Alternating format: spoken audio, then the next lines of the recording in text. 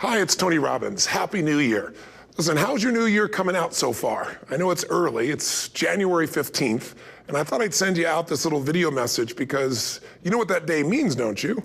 January 15th is the cutoff. Statistics show that 95% of the people that actually made a New Year's resolution have already broken it by today. And that's if you even made a resolution. Now, if you're the exception to that, I'm thrilled for you, and I support you, and I say keep rocking it.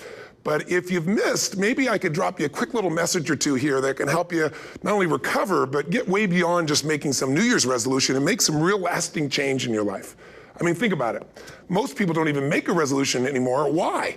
Because they've made them from years and years and years, and they know they're not going to follow through. So after a while, who wants to disappoint yourself? Who wants to be upset with yourself? Why even bother to set a new standard for this year? You know it's going to be the same as last year. If you're the kind of person watching this right now and you've actually opened this email and you haven't shut me off already, then obviously that's not you. So the question is, what is it that makes us even want to make a resolution? I mean, it's an interesting question. Why is it at the beginning of a year we have this tradition? But it goes beyond tradition. It's something inside of us that makes us want to make things better. And I think part of it is the calendar gives us this idea that we can have a fresh start, that we can start from fresh and have this great victory. And it's really, the calendar itself is quite arbitrary. It's wonderful to use it, but if you didn't use it effectively, let's use the calendar to serve you today. Let's just see, what does it really take to make this thing happen? Because there's no denying that inside of you, the only thing that's gonna make you happy in the year ahead and the decades ahead is gonna be having you have an experience where on a regular basis, you feel like your life is making progress. If there's one thing I teach, and I wanna remind you of it, it's really simple. Getting things is not gonna make you happy.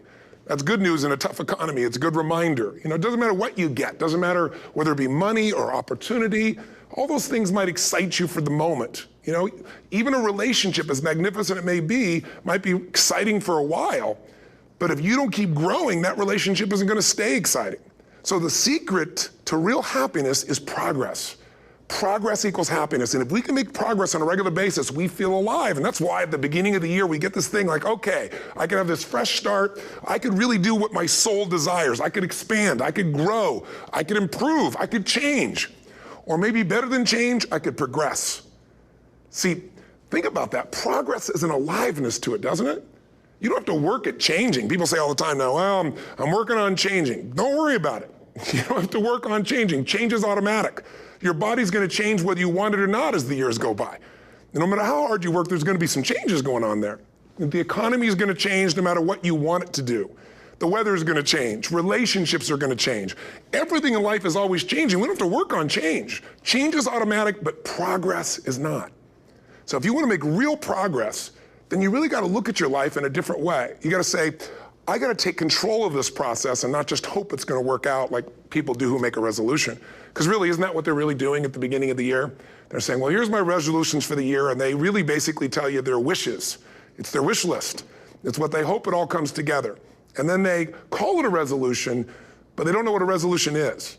When you resolve something, to have a resolution is to resolve it. When you've resolved, this is how it's gonna be, that's when you cut off any possibility except the thing you've committed to. It's like the old adage, if you want to take the island, you burn the boats. Because when you burn those boats, there's no going back. You're going to find a way to make things work. And most people, they're stating what they hope will come together, and if it doesn't happen, then they're disappointed, but they're not too disappointed because they're not too vested. What does it take to successfully create a lasting change in your life? To not only have a New Year's resolution you follow through on, but really have a lasting change? Well, the first step for lasting change is very much like making a New Year's resolution. Fundamentally, it's the same. The first step is you gotta have a vision for what it is you really, truly want. Not what you think you want or what you should have. I mean, what are most people's New Year's resolutions? I'm gonna stop eating sugar. I'm gonna stop smoking. I'm gonna lose 10 pounds. The problem with that is it's not very inspiring for most people. It's not telling you what you're gonna get. It's only what you're not gonna do. And it's kind of hard to have you move forward with that.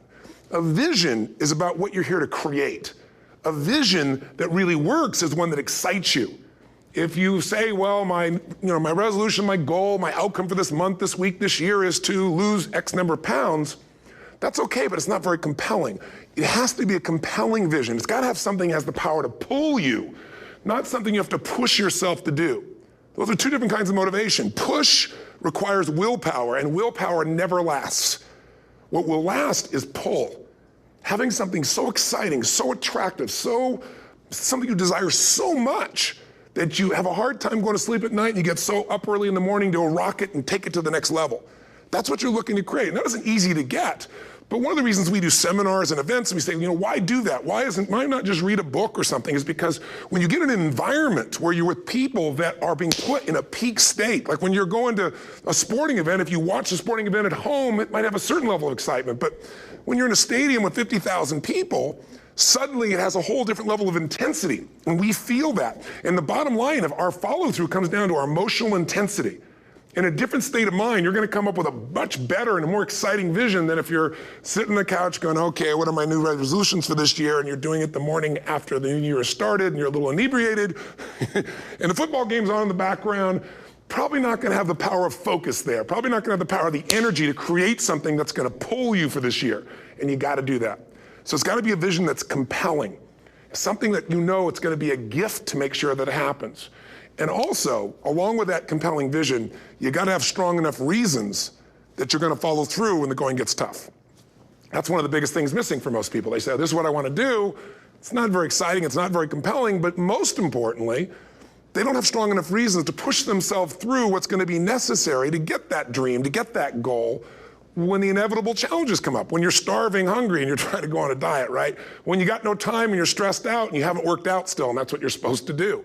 When the economy gets tight and what you thought you're going to do doesn't work, and so you give up on the goal instead of finding another way to get there. You don't let the fear take you over if you've got strong enough reasons. Those reasons can be positive, or those reasons can also be negative. They can be, if I don't do this, this is going to cost me. And if I do this, this is what I'm going to gain in my life. Reasons come first, answers come second.